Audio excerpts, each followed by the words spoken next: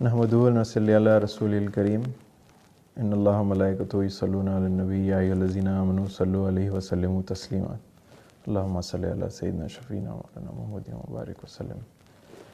اما بعد، مجھے اس سال سیمینار میں مقالہ پیش کرنے کا حکم ہوا ہے جو حضرت خواجہ بندہ نواز گیس دراز رحمۃ اللہ علیہ کے عرس کے موقع پر ہر سال منعقد ہوتا ہے۔ میرا عنوان حضرت خواجہ بندہ نواز کی تعلیمات میں شریعت کی اہمیت ہے۔ شریعت کو عربی زبان میں شریعہ کہتے ہیں جو فعل شرع سے ہے۔ شریعت کے لفظی معنی راستہ ہے، انگریزی میں the path کہہ سکتے ہیں، جو قرآن اور حدیث سے ثابت ہیں۔ زندگی کے قوانین یا زندگی گزارنے کے طریقے کو بھی شریعت کہتے ہیں۔ شریعت سے متعلق ایک لفظ ہے فقہ۔ شریعت کے مسائل اور علمی مباحث کو فقہ کہتے ہیں۔ یہ مانا جاتا ہے کہ شریعت خدا کا نزول ہے اور فقہ اس کا انسانی مطالعہ۔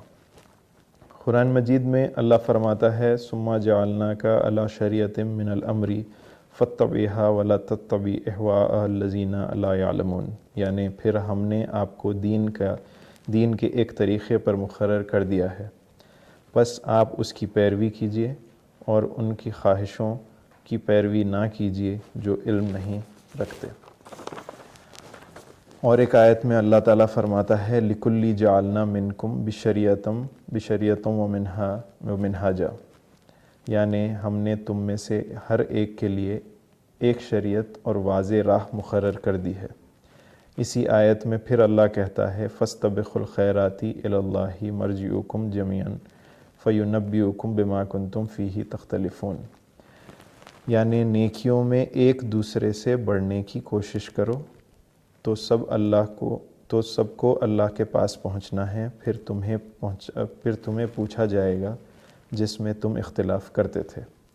ان آیات سے یہ استخراج نکلتا ہے کہ شریعت خود ایک راستہ ہے اور اس کے ساتھ ایک مقرر راہ بھی ہے جسے طریقت کہتے ہیں، جس کے ذریعے اللہ تعالیٰ تک پہنچا جا سکتا ہے۔ اور آگے یہ بھی بتایا گیا ہے کہ نیکیوں میں ایک دوسرے سے آگے بڑھو جو تصوف کے آگے کے مقامات کی تصدیق کرتے ہیں، یعنی مرید و سالک جتنا مجاہدہ کرے گا وہ اتنا ہی اپنے آگے کے مقامات کو طے کر سکے گا۔ ایک حدیث میں بھی ذکر ہے جس میں حضرت محمد مصطفیٰ صلی اللہ علیہ وسلم فرماتے ہیں کہ شریعت میرے اقوال ہیں اور طریقت میرے افعال ہیں، حقیقت میرے احوال ہے اور معرفت میرا رأس المال ہے۔ اسی حدیث کی بنیاد سے گیس دراز فرماتے ہیں کہ شریعت مراد ہے انسان کامل کے قول سے، طریقت مراد ہے انسان کامل کے فعل سے، حقیقت مراد ہے انسان کامل کی دید سے، اور حق الحقیقت مراد ہے انسان کامل کی بود سے یعنی ہونے سے، اور حقیقت الحق مراد ہے انسان کامل کے بود سے یعنی ہونے میں ہونے سے، اور حق مراد ہے بود و بود نابود سے یعنی ہونے میں ہونے نہ ہونے میں ہونا۔ تصوف میں شریعت کا مقام۔ حضرت شہاب الدین فرماتے ہیں کہ تصوف میں یہ چار چیزوں پر عمل کرنے پر ہی وہ ولی کہلائے گا: شریعت، طریقت، معرفت، حقیقت۔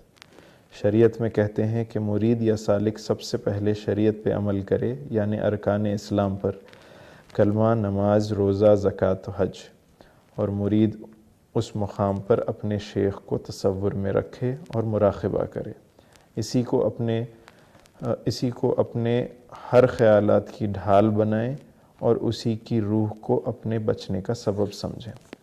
طریقت کے تعلق سے کہتے ہیں کہ مرید اپنے مجاہدات سے تصوف کے راستے پر داخل ہوتا ہے اور ساری ظاہری عبادات کو باطنی عبادات میں تبدیل کرتا ہے۔ کہتے ہیں کہ بغیر تقویٰ اور صبر کے یہ مقام حاصل نہیں ہوتا۔ اس مقام پر شیخ اپنے مرید پر اتنا اثردار ہو جاتا ہے کہ مرید کو ہر چیز میں اب شیخ ہی نظر آتا ہے۔ اسے اپنے شیخ پہ مٹنا اور فنا ہونا کہتے ہیں۔ معرفت کے مقام پر مرید کو اتنا باطنی علم حاصل ہو جاتا ہے کہ وہ فرشتوں کے برابر ہو جاتا ہے۔ پھر اپنے شیخ کے ذریعے سرکار دو عالم صلی اللہ علیہ وسلم تک پہنچ کر سارے چیزوں کا مشاہدہ کرتا ہے۔ اس مقام پر مرید سرکار دو عالم صلی اللہ علیہ وسلم پر مٹتا ہے اور فنا ہو جاتا ہے۔ حقیقت میں مرید اب حقیقت سے جڑ جاتا ہے، یعنی اللہ سے، اور اب ہر چیز میں اللہ کو ہی دیکھتا ہے۔ اس مقام پر مرید پوری طرح سے اللہ پر مٹتا ہے اور فنا ہوتا ہے۔ حضرت شہاب الدین سہروردی فرماتے ہیں کہ بہت صوفی دوسرے مقام پر پہنچتے ہیں، کچھ چوتھے مقام پر اور بہت کم 11ویں مقام پر۔ شریعت تصوف میں سب سے پہلا مقام رکھنے کے علاوہ اہم ترین مقام بھی رکھتا ہے، یعنی وہ ایک بنیادی مقام رکھتا ہے۔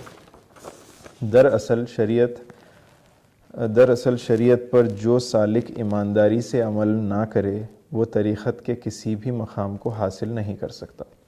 کشف المحجوب کے مصنف حضرت علی حجویری رحمۃ اللہ علیہ فرماتے ہیں کہ شریعت ایک ایسا عمل ہے جو انسان کو حاصل ہوا ہے، اور حقیقت وہ نعمت ہے جو اللہ نے بخشا ہے۔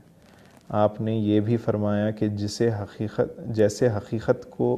جیسے شریعت کو حقیقت کے وجود کے بغیر برقرار نہیں رکھ سکتے، ویسے ہی حقیقت کو شریعت کے عمل کے بغیر برقرار نہیں رکھا جا سکتا۔ حضرت خواجہ بندہ نواز کی تعلیمات۔ حضرت پیر نصیر الدین چراغ دلی رحمۃ اللہ علیہ، جو حضرت گیسو دراز کے پیر و مرشد ہیں، جانے جاتے تھے شریعت کی رہبری کے لیے، اور ایک مثال گزرے چشتی سلسلے کے۔ آپ کو اپنے وقت میں ابو حنیفہ ثانی کہا جاتا تھا۔ آپ نے حضرت بندہ نواز کی ایسی تربیت فرمائی کہ خود قدم بقدم گیسو دراز کو علم و تصوف میں ہدایت کرتے تھے۔ حضرت گیسو دراز سارے روحانی فیض اپنے پیر و مرشد سے ہی پایا، اور نہ صرف پیر سے خلافت پائی، جانشین بھی مقرر ہوئے۔ آپ کی شان میں پیر نصیر الدین چراغ دلی نے یہ ارشاد کیا: ہر کے مرید سید گیسو دراز شد، واللہ خلاف نیست او عشق باز شد۔ یعنی ہر وہ جو گیسو دراز کا مرید بنا، واللہ غلط نہیں، وہ پکا عاشق ہوگا۔ اس کے باوجود گیسو دراز فرماتے ہیں کہ وہ 17 سال اپنے شیخ کی صحبت میں رہے اور خود کی نسبت سے بہت کچھ گمان رکھتے، مگر شیخ کے گزر جانے کے بعد پتہ یہ چلا کہ ابھی بہت کام کرنے باقی ہیں۔ مگر یہ فرماتے ہیں کہ انہوں نے ایسی پیر پرستی کی کہ پیر و مرشد ان کو غیب سے بھی ہر وقت تربیت کرتے، اور کہا یہ آپ کا بیان محض علم سے نہیں ہے بلکہ آپ کا مشاہدہ اور معائنہ ہے۔ گیسو دراز اپنے پیر نصیر الدین چراغ دلی کی نگرانی میں دینی مجاہدات میں بالخصوص نماز اور روزوں پر تربیت پائی اور شریعت کی بھی تعلیم حاصل کی۔ حضرت خسرو حسینی صاحب لکھتے ہیں کہ حضرت سامانی رحمۃ اللہ علیہ فرماتے ہیں کہ حضرت گیسو دراز بچپن سے ہی دین کی طرف مائل تھے اور سارے نمازوں کی پابندی کیا کرتے تھے۔ اللہ تعالیٰ فرماتا ہے: یہدی اللہ لنورہ من یشاء، اللہ جسے چاہتا ہے اپنی روشنی کی راہ دکھاتا ہے۔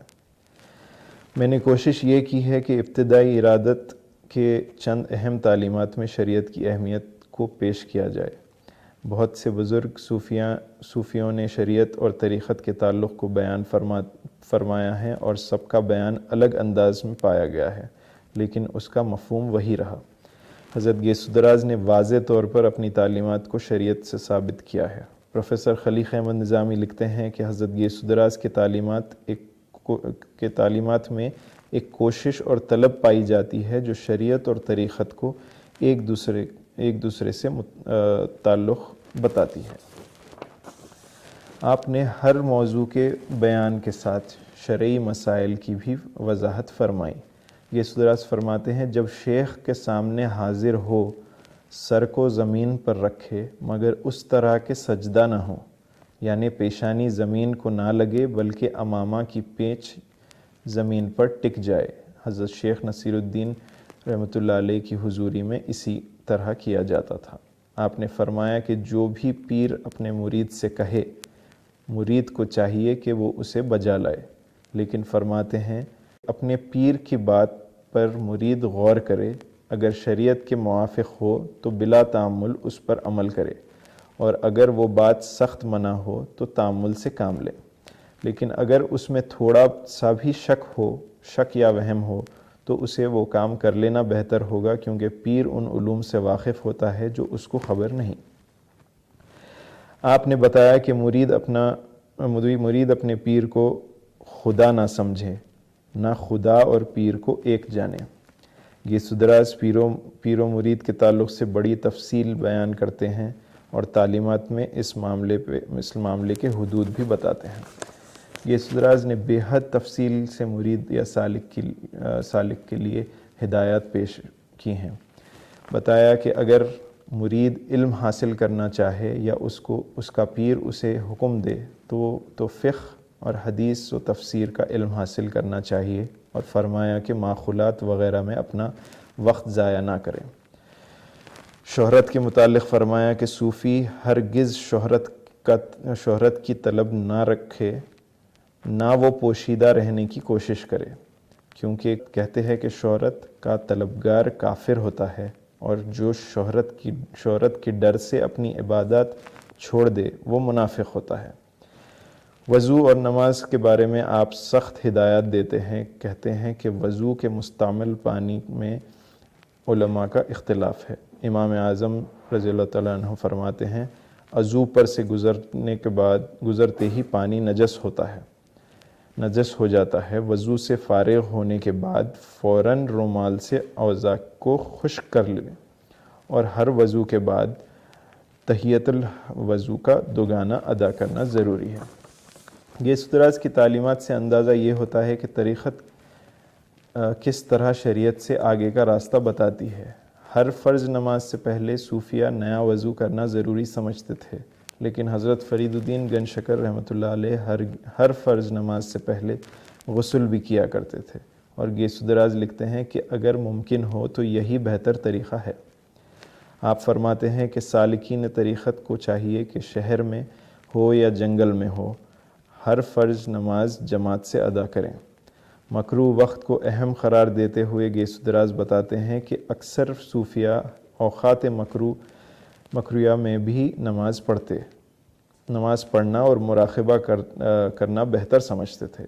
آپ نے بتایا فقہا کہتے ہیں کہ وقت مکروہ میں غضب الہی جوش کرتا ہے، اور دوستان خدا یعنی صوفیہ جواب دیتے ہیں کہ اس جوش غضب ہی کو تھمانے کے لیے اس وقت میں عبادات بجا لانا ضروری ہے۔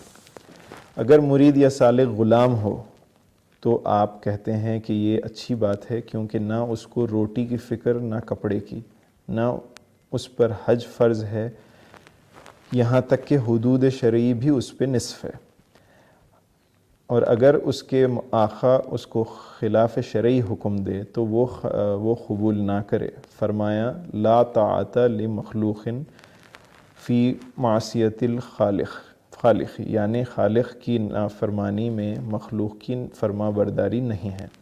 آپ کے ہدایات میں ایسے ہدایات بار بار سامنے آئے ہیں۔ کہتے ہیں کہ کوئی ایسی خلاف شرعی بات دیکھے تو اسے دل سے ناپسند کریں۔ کہا کہ وَذَلِكَ الْأَضْعَفُ الْإِيمَانِ، اس کے معنی یہ ہے، بتاتے ہیں کہ ذالک الایمان ایمان اضعفی عباد اللہ، یعنی یہ ایمان خدا کی ضعیف ترین بندوں کا ایمان ہے، پھر مرید سے زیادہ ضعیف و مسکین کون ہو سکتا ہے۔ آپ نے مریدی ہی نہیں پیری پر بھی کافی کچھ لکھا ہے۔ لکھتے ہیں کہ حقیقت میں پیر وہ ہے جس میں یہ 3 شرائط پائی جاتی ہیں۔ پہلا، مسلک صحیح رکھتا ہو، دوسرا، حقوق شریعت کی ادائیگی میں کوتاہی نہ کرتا ہو، تیسرا، مذہب اہل سنت والجماعت رکھتا ہو۔ اگرچہ گیسودراز نے ان شرائط کی توضیح فرمائی ہے، اس کی دوسری شرط کی طرف ایک نظر ڈالنا ضروری سمجھا جاتا ہے۔ بتایا پیر عالم اور عامل دونوں ہونا چاہیے، اور کہتے ہیں کہ علم کے بغیر عمل دشوار ہے۔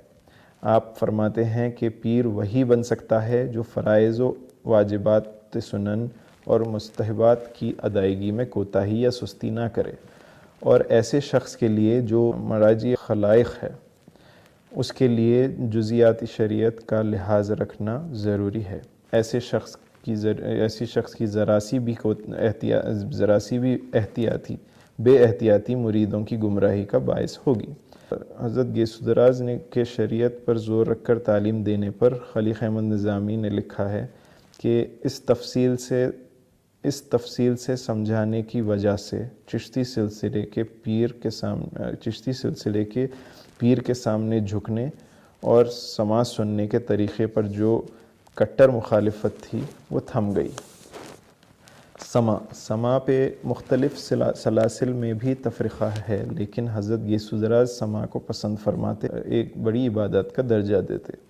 آپ فرماتے ہیں کہ جو شخص قواعد موسیقی کے موافق گاتا ہے اس کے متعلق شریعت میں کہیں نفی اس بات نہیں ہے۔ آپ کہتے ہیں کہ مشاہدہ و تجربے سے ثابت ہے کہ اگر کوئی شخص جس کی آواز خوش الحان ہو یعنی اچھی ہو اور وہ کسی آیت کو پڑھے، مثلا تقنطوا من رحمت اللہ، سننے والوں پر بھی اثر ہوتا ہے، لیکن اگر کوئی بد آواز پڑھے تو سننے والے متوجہ بھی نہیں ہوں گے۔ حضرت گیسو دراز نے کبھی آلات سماع کے خلاف نہیں کہا، لیکن خود آلات کے ساتھ سماع بھی نہیں سنتے تھے۔ حضرت خسرو حسینی صاحب لکھتے ہیں کہ ایک سماع کی محفل میں سارے آلات موجود تھے، اور جب پیر نصیر الدین رحمۃ اللہ علیہ کو یہ پتہ چلا تو آپ نے منع فرمایا۔ اگر کوئی کچھ آلات لا کر خود سے سنا دے تو گیسو دراز منع بھی نہیں فرماتے، لیکن گیسو دراز یہ سمجھتے ہیں کہ صوفی مشائخ کو ان آلات سے دور رہنا چاہیے جسے شریعت اجازت نہیں دیتی۔ گیسو دراز سماع کو سننے اوقات کا خاص خیال رکھتے، اس لیے کہ اس میں کسی قسم کا خلل پیدا نہ ہو۔ حضرت سامانی جو حضرت گیسو دراز کے مرید فرماتے ہیں کہ سماع سارے شرعی فرائض و عبادات کی ادائیگی کے بعد ہی سننا چاہیے۔